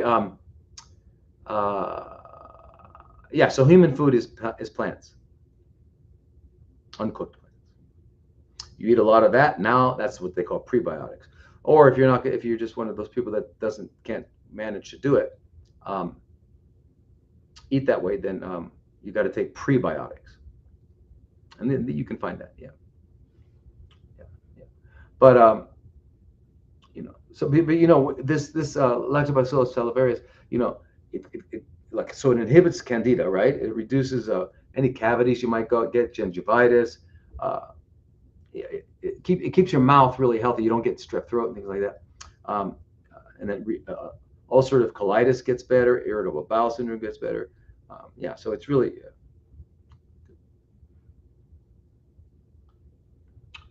What time is it, guys? Where are we going here? Prostate. It's chronically fermenting prostate cells. Okay, Armando. Hi, Dr. Lodi. I'm writing for my husband who recently was diagnosed with prostate CFCs. He will be starting radiation therapy in 2 weeks. But I came across your TikTok page and I saw what you said about radiation, and now I'm questioning our decision. If you can, please help us in this matter. I would greatly appreciate it. All right. Well, I'm glad you contacted me. I thought Armando was a man's name. Oh, Darieni. Oh, so maybe that's your name. Okay. Anyway,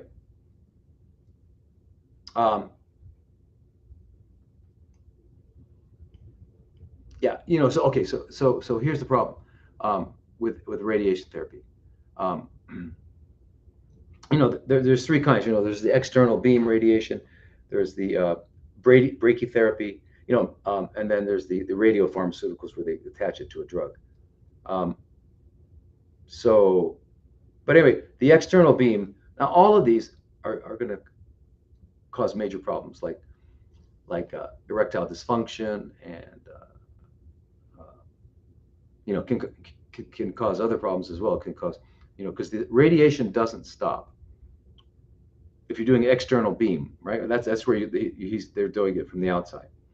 It's going to go through. It's going to get to other organs and stuff, and it's going to cause problems because we know that radiation destroys healthy tissues, and we know that it stimulates all of the pathways of metastasis.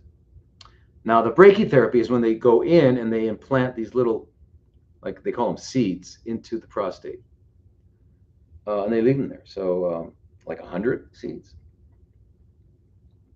Same side effects are terrible. Blood counts. You can go down erectile dysfunction. I mean, there's a lot of problems with it, and then it doesn't work anymore. None of these work because you're not dealing with why you got it, but you're irradiating it. So you're keeping it. It's like you keep giving it a haircut, but it's going to keep growing back. Okay, so better than that would be to do all the things we talked about, like. Now, if the prostate CFC is okay, so wherever it is in the prostate, I don't know if it's gone to the bones yet or not, but still in the prostate, if you got to get a doctor who knows how to do it, and you can inject ozone directly into the prostate, and that has to be done by somebody who knows what they're doing. But basically, it's a doctor has to do it. It can't be anybody else. It has to be a doctor. Right, and then they inject it, the ozone directly into the prostate. You can do that, daily or 3 times a week. It'll go away pretty quickly. Yeah.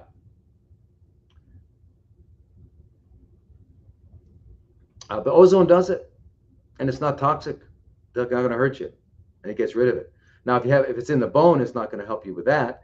But that's where you would have to do all the other things we talk about. But you've got to do all the other things anyway, because just because the ozone would kill it, again, it will come back if you don't change what caused it in the first place. Okay, and that has to do with diet, cleansing, parasites, dental. Always the same thing. There's only one condition, and it's called toxemia. There's only one condition. It's called toxemia. It has manifest as heart attacks, strokes, CFCs, arthritis, whatever. There's one condition.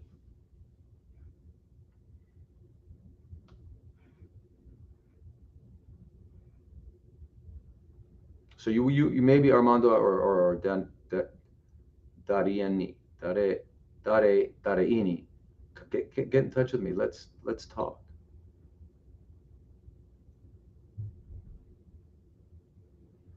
Diagnosed with stage 3 colon CFC in 2021.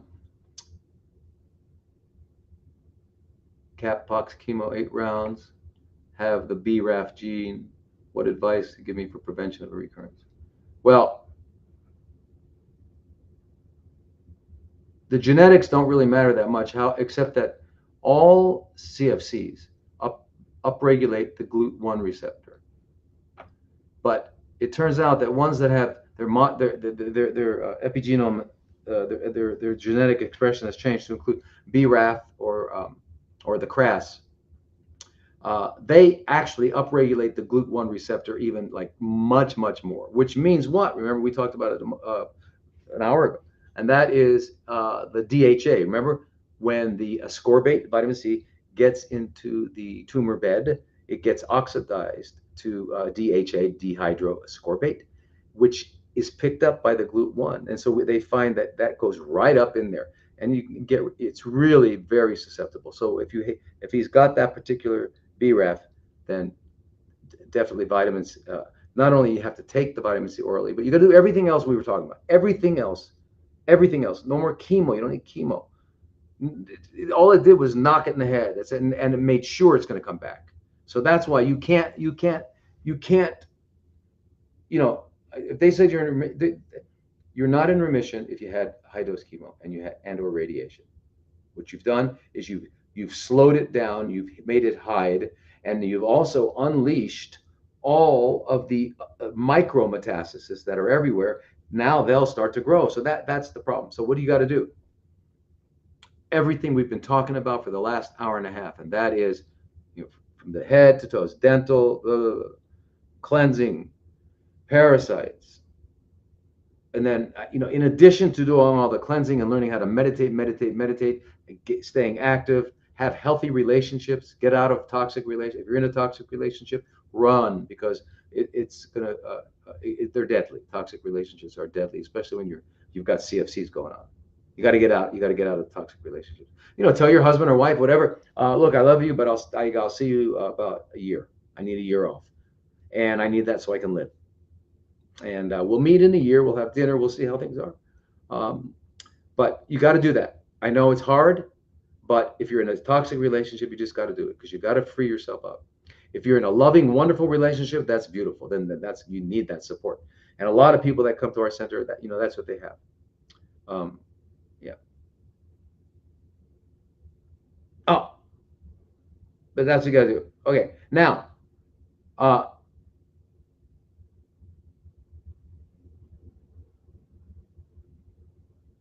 the person was they put her on what was it?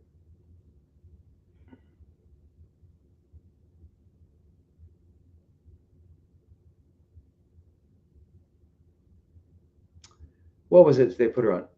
Okay, so somebody got put on what was the drug? Somebody had blood clots, right? Okay, yeah. Xarelto. Okay, so the question here is, can nattokinase be taken to replace Xarelto for someone with an estrogen positive CFC? And then you read that article. I read that article that you. Thank you very much. Okay, so now, yeah. So Xarelto is a drug that blocks out one of the clotting factors. All right, XA. And when you block something that's in a normal process, you're going to have side effects. And can you imagine one of the potential side effects of Xarelto is blood clots? But there's a lot of other ones. There's bleeding, hemorrhage. I mean, there's a lot of really terrible potential side effects. Now, nattokinase, on the other hand, is actually much better, because what it does, it directly hydrolyzes fibrin. In other words, it breaks down okay, clotting. Let me talk about clotting.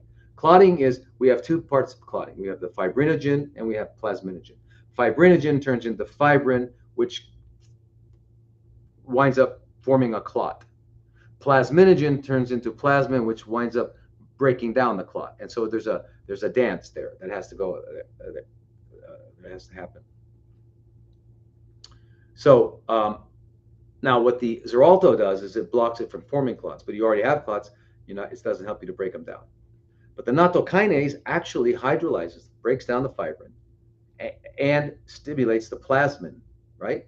The plasminogen to become plasmin, so it starts going to break. It's called thrombolytic. It breaks down, because the thrombus is the blood clot. It breaks down the blood clot, right? It even converts the endogenous, or inside the body, the pro-urokinase, because urokinase is also breaks down clots. So it turns it down from pro-urokinase to urokinase. It's really fantastic. And then it degrades. This is really important. It degrades plasminogen activator inhibitor. So the thing that's inhibiting the plasminogen from breaking down the clot, it gets rid of that. And guess what? No side effects. So, but what you've got to do, I can't tell you to do that. I can't tell you to go and replace it. You've got to have your doctor or some other doctor. You've got to be under the care of a doctor, and that doctor will do that. But,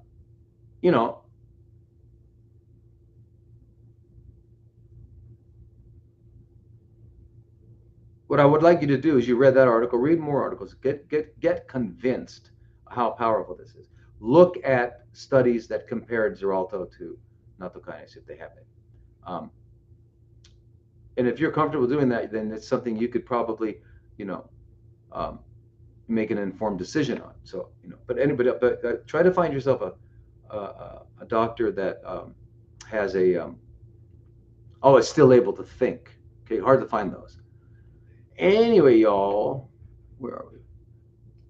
Um, it's time. It's 7 p.m. here and whatever elsewhere. So anyway, thank you so much. Sawadi kap, namaste, namaskar, aloha, and see you next week.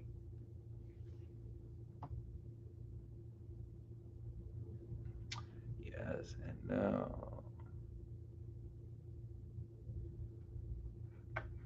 there we go. Where are we?